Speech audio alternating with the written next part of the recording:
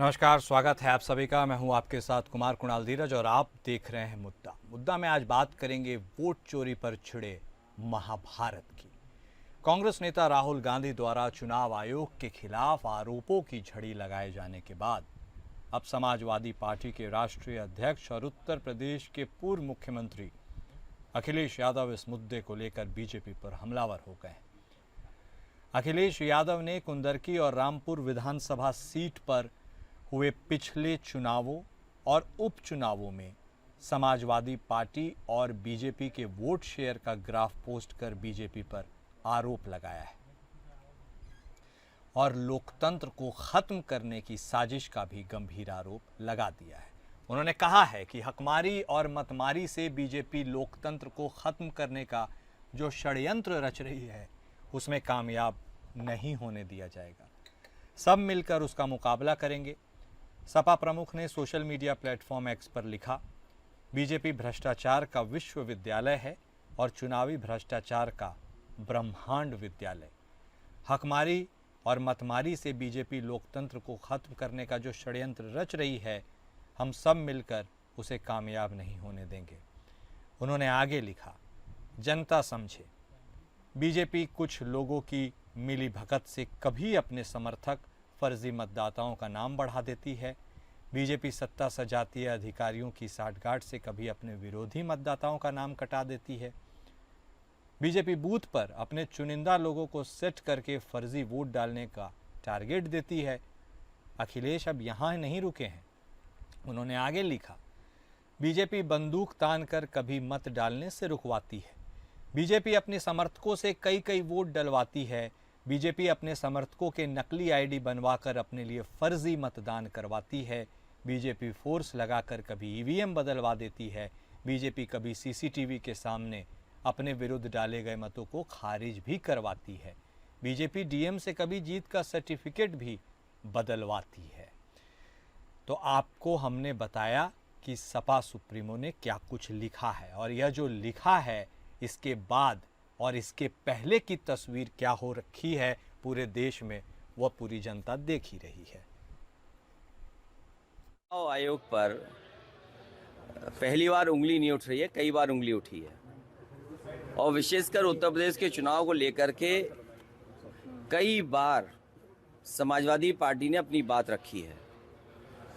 पिछली बार जब उपचुनाव था और उपचुनाव में जो धांधली हुई उसको लेकर के भी शिकायत की गई कि किस तरीके से सरकार ने मिलकर के अधिकारियों के सहारे वोट की चोरी नहीं की, वोट की लूट की, डकैती की और जो समाजवादी पार्टी के नेता कार्यकर्ता आते थे उनको फोर्स से रोका जाता था, पुलिस रोकती थी।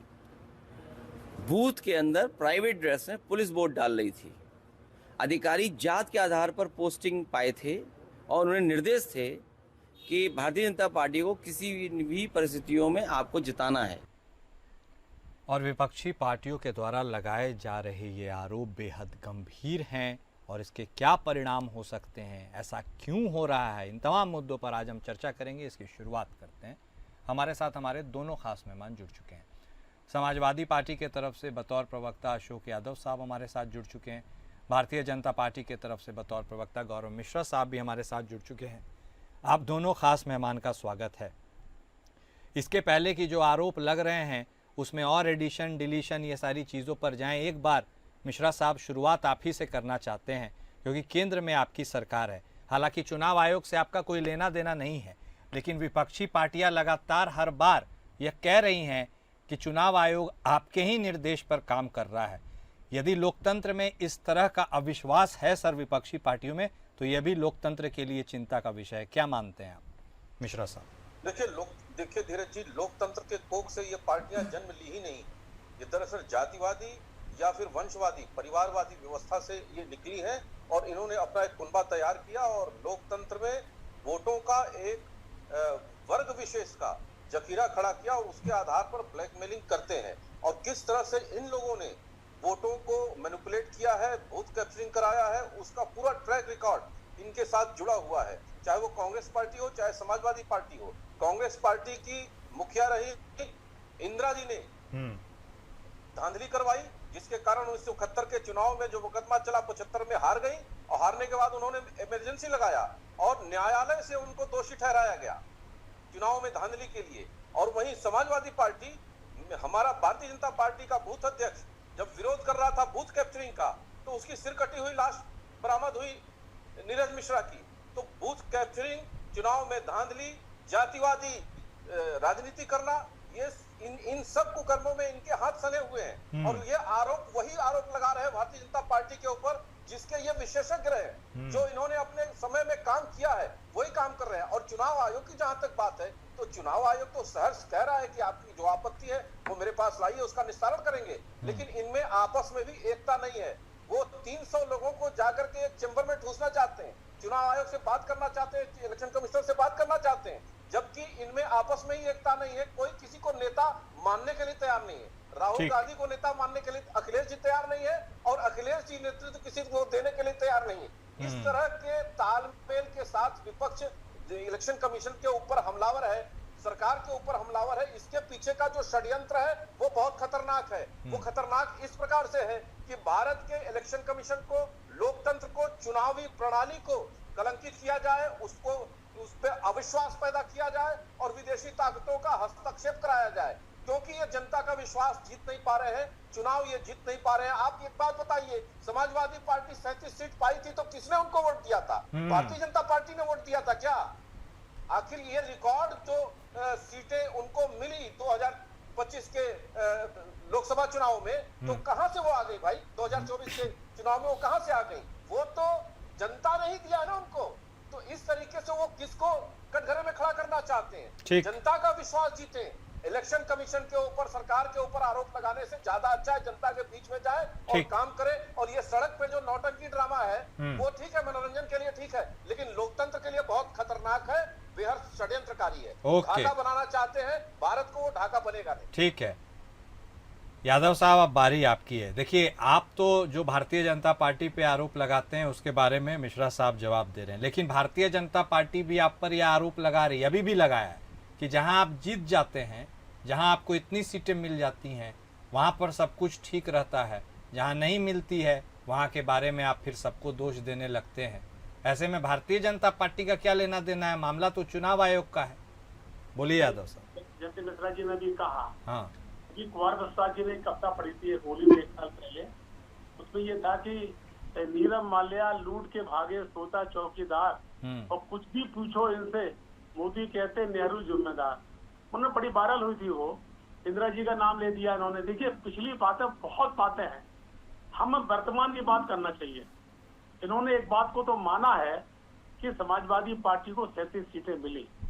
ये जो 37 सीटें मिली यही तो घाव कर गया, यही तो घाव कर गया। वरना आप बताइए, SIR जो शब्द है इंग्लिश का, ये हम समझते हैं इसका जो फुल फॉर्म है, शायद हमारी मिश्रा जी ना जानते हो, कि जनता को पता नहीं है, जनता को बताना पड़ता। हम जाते मीटिंग में बताते हैं कि तुरंत तेजी से पुनर्निरीक्षण जो हो रहा है, जबकि सबसे बड़ा लोकतंत्र में वोट डालना है, वोट बनवाना।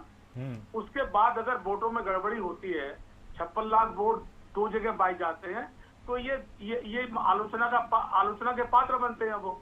और हम लोग अगर ये कह रहे हैं, बल्कि मैं समझता हूँ, मैं एक जमाने से मांग चली आ रही है कि बैलेट से वोट पड़ना चाहिए। हम तो फिर मांग करेंगे इस बात की कि बिहार का चुनाव बैलेट से होना चाहिए। और मैं एक बात आपसे कहता हूँ, कल ये कहा था 300 लोग बैठेंगे, 300 सांसद तो हैं, वो कोई और तो है नहीं राज्यसभा में, लोकसभा के। अगर वो सब बैठ जाते और सामने PM साहब बैठते, सब बैठते, गृह मंत्री जी बैठते, तो उसका सोल्यूशन निकलता। केवल 30 आदमी आएंगे। तो ये जो बातें हैं क्लियर होनी चाहिए, समाज को इनको उत्तर देना चाहिए। हम बहुत सी बातें मिश्रा जी अक्सर जब भी डिबेट होती है सबसे पहले शुरू हो जाते हैं कि 12-17 में क्या होता था पहले। अरे वो दुनिया छोड़िए, ये नई दुनिया है। ये 11 साल में जो देश को बर्बाद किया गया है, धर्म के नाम पे देश को बेचा गया है, सारी दुनिया में हम शर्मसार हुए हैं आज ऑपरेशन सिंदूर को लेकर। लेकिन यादव साहब, इस नई माफ कीजिएगा आपको टोकरे, इस नई दुनिया की लोकतंत्र की ये नई तस्वीर जो आपको धुंधली लग रही है, ऐसा क्यों हो रहा है? ये अभी तो चिंता का विषय लग रही है। हाँ। आप देखिए, विश्व में किसी लेवल पर हम सफल नहीं है। आज कोई देश हमारे साथ नहीं खड़ा हुआ है। हाँ। अमेरिका मेरा दोस्त था, वो चला गया, और ये जो 2 हमारे विरोधी थे, कुछ विरोधी थे, एक दुश्मन था, अब उनके पास हमें जाना पड़ रहा है। कोई क्या दुनिया नहीं देख रही है? तो दुनिया देख रही है कि हमारा जो अंदर का जो भीतरी मामला है वो गड़बड़ है, अर्थव्यवस्था हमारी खराब है। हमारा लोन एक 55 पहुंच चुका है, 1,155 लाख करोड़, लेकिन वैसे केवल आज उसका है। मेरा मतलब ये कहने का है, हम हमेशा डिबेट में कहते हैं कि बोर्ड के मुद्दे पर बैठ के बातचीत होनी चाहिए और बातचीत के बाद कोई सोल्यूशन निकलना चाहिए। प्रधानमंत्री बड़े समझदार अपने को बनते हैं, तो कोई सोल्यूशन निकाले इसका। अभी मान लिया अखिलेश जी की बात करी, पूरे देश में चर्चा है। भाई मैं तो कहता हूँ वो जितना संघर्षशील आदमी, मैं उनका बड़ा करीब हूँ, मैं 25 सालों से जब से आए तब से मैंने उस जैसा संघर्षशील आदमी, सहनशील आदमी, अपने दम पर जो आदमी 37 सीटें लाता है, आप देखिए उसके खिलाफ कौन नहीं था। चलिए ठीक है, वो भी तो नहीं, वो भी तो सीटें आपको जनता नहीं दी है, मैं समझ गया आपकी बात यादव साहब। लेकिन मिश्रा साहब एक बात यह भी है, विपक्ष आप पर आरोप लगाता है कि भाई घेरते वक्त चुनाव आयोग के हैं, पैरवी करने के लिए आप उतर जाते हैं। इस मामले से बहुत चुभन होती है विपक्ष को, ऐसा क्यों होता है?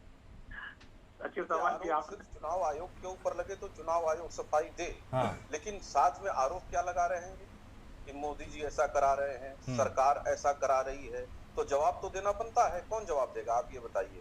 ठीक है, हम मानते हैं अशोक जी बहुत ही कर्मठ कार्यकर्ता है, अपने पार्टी के अखिलेश जी के समर्पित सिपाही हैं, लेकिन इनका लोकतंत्र, इनके पार्टी का इनको मुख्यमंत्री बनाएगा क्या उत्तर प्रदेश में? कभी नहीं बनाएगा।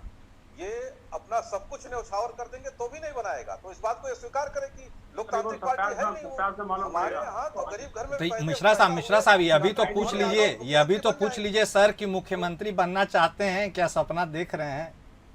अरे राजनीति में है तो क्यों नहीं चाहेंगे? ये तो बाय डिफॉल्ट इसको ये चाहते हैं क्या यादव साहब आप मुख्यमंत्री बनना? बोल ही दीजिए।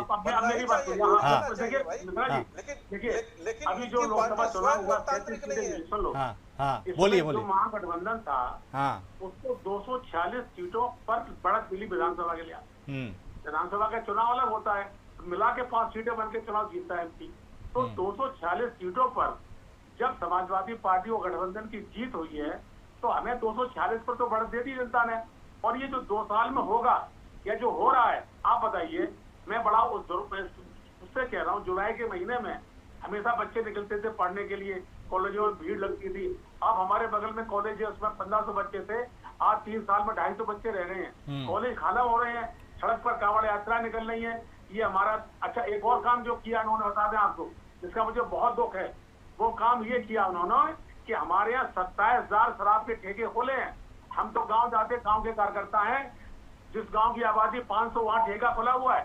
एक तरफ आप गल्ला दे रहे हैं, अब एक तरफ तो गल्ला दे रहे हैं आप, एक आदमी को 150 रुपए का महीने, आप शराब के दुकान खोल रहे हैं।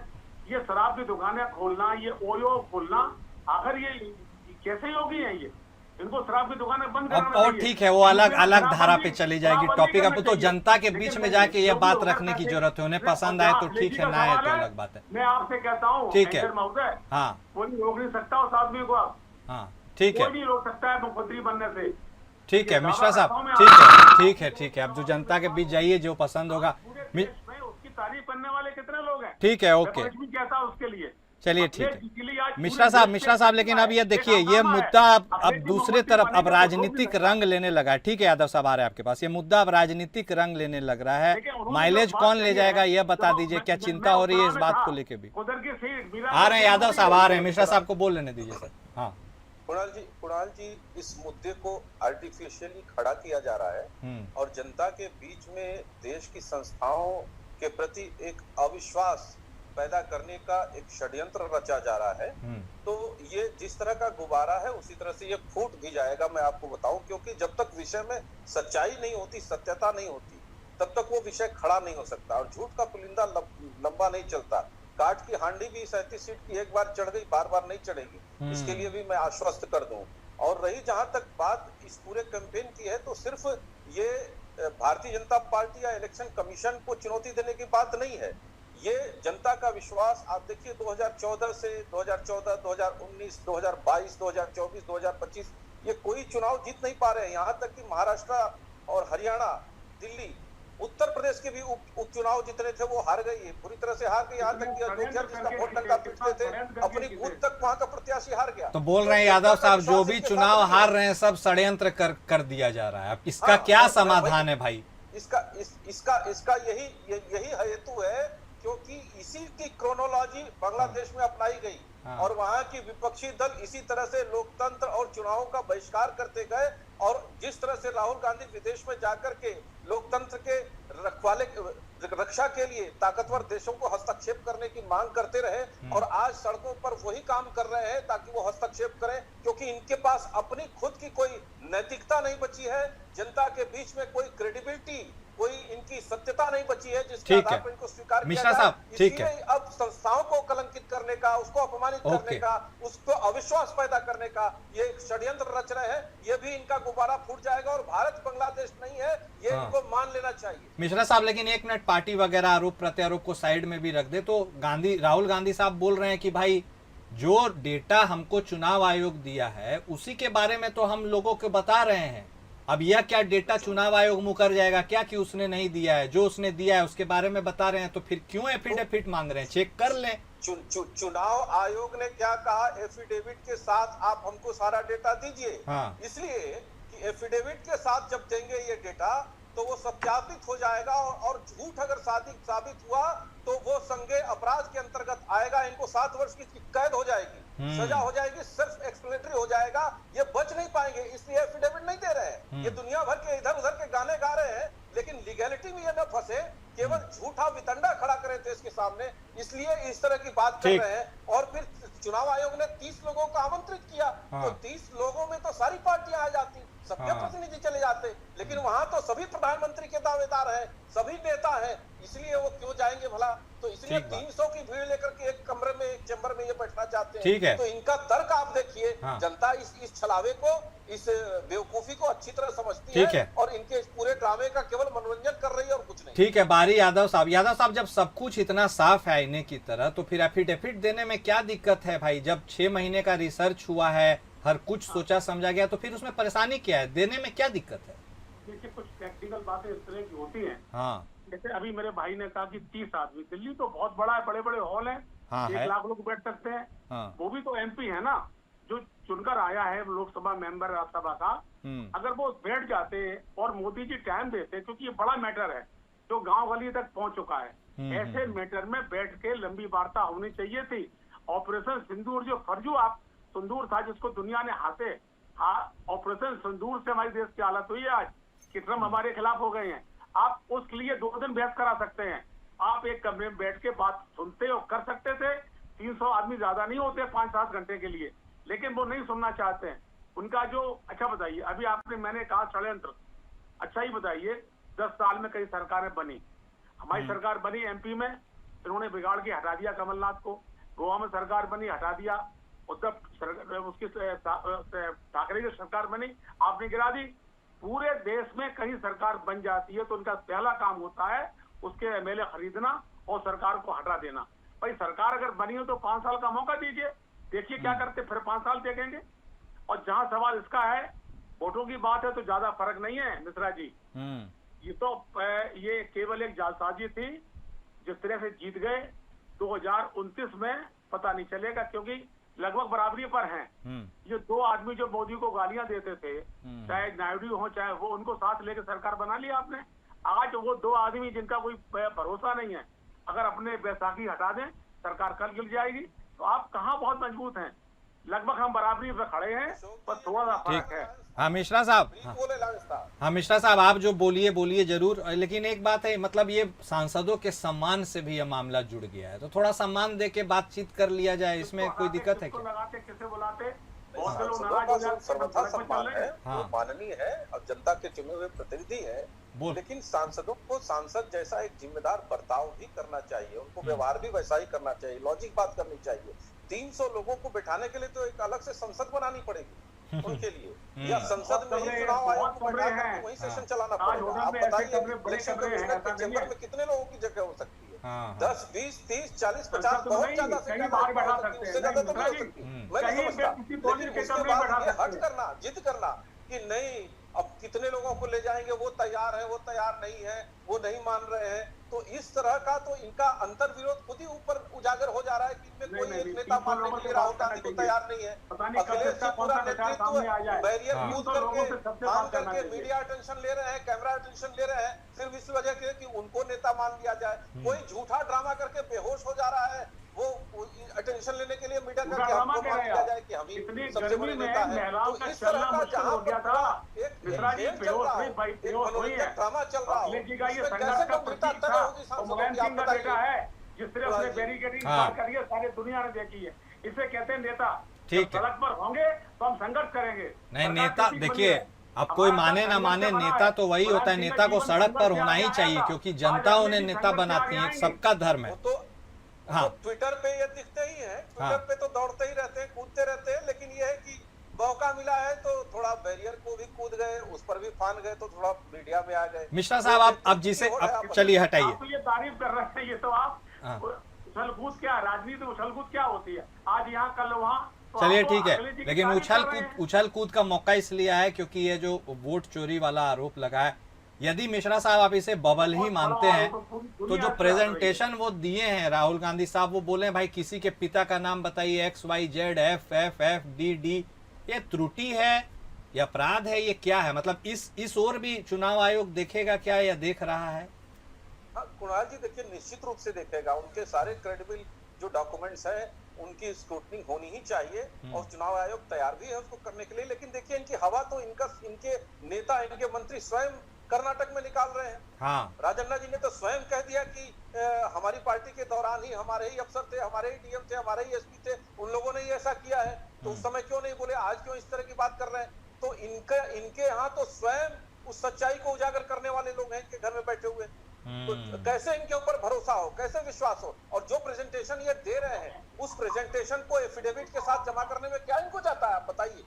अगर हम सच्चे हैं तो साज को आंच क्या, इसको तो देना चाहिए प्रमाण। ठीक है, कि भाई ओके, देखो आपने गलती किया है और इसको सुधार करो, ओके, नहीं तो आपके ऊपर कार्रवाई होगी। ओके यादव साहब, में ये पीछे हट रहे हैं। ठीक है यादव साहब, आप चूंकि वक्त कम है इस डिबेट के लिए, क्लोजिंग कमेंट आपसे भी ले लेंगे। कोर्स ऑफ एक्शन अब क्या रहने वाला है आप लोगों की तरफ से? कि जो ना अपना मिजाज बदलेंगे, हाँ, उनके हम तख्तो ताज बदलेंगे। वक्त आ गया है, जनता को जवाब देना पड़ेगा, जनता को जवाब इन्हें देना चाहिए और ये वोट वाला समस्या को जनता तक पहुंचानी चाहिए।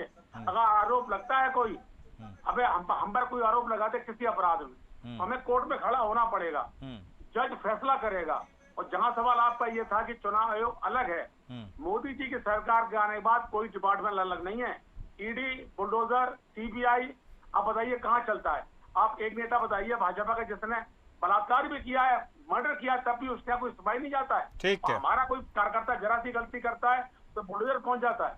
तो मैं आपसे निश्चित तौर पे कह रहा हूं कि जो जितने ये डिपार्टमेंट है, ये सब इनके मुट्ठी में है, सब मुट्ठी में है। अच्छा बताइए, जो धनखड़ जी ने इस्तीफा दिया उपराष्ट्रपति पद से, मामूली बात है? आप देखिए, उनने केवल अपनी मर्जी से 60 आदमी साइन किए और यशवंत सिंह जो कौन है, जो फर्जी, जो चलिए अब जो भी है, अब उन्होंने जो किया नहीं किया वो वह जाने, या फिर आप पता लगाइए। जनता तो यह जानती है कि एक उपराष्ट्रपति ने इस्तीफा दे दिया, लेकिन अब इस पूरे मुद्दे पर आगे क्या कुछ होने वाला है, जो वोटों की डकैती का आरोप है, इस पर सबकी नजर रहेगी। बहुत शुक्रिया सर, आप दोनों खास मेहमान का हमसे जुड़ने के लिए और इस चर्चा में शामिल होने के लिए। मुद्दा में आज बस इतना ही, नमस्कार।